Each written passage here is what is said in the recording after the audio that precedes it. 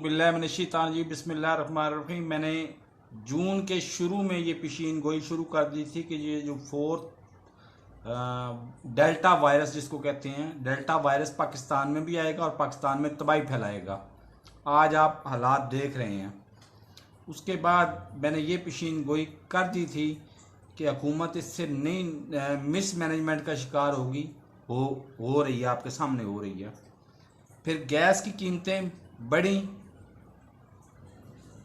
Petrol की कीमतें कुछ कम हुई और वो भी बता दिया।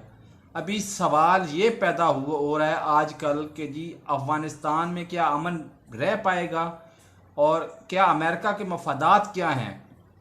अफ़गानिस्तान में हरगिज़ अमन नहीं होगा और अमेरिका के मफादात यही हैं, वो खिते में अमन नहीं चाहता और नहीं होगा अमन। दो लफ्ज़ी बात है, अमेरिका खिते में अमन नहीं चाहता और वो नहीं होगा। तो मेरे चैनल नए आने वाले नाजरीन से गुजारिश है, मेरे चैनल को सब्सक्राइब करें, साथ लगे बेल आइकन को दबा के ऑल नोटिफिकेशन को ऑन करें। अल्लाह हाफिज़।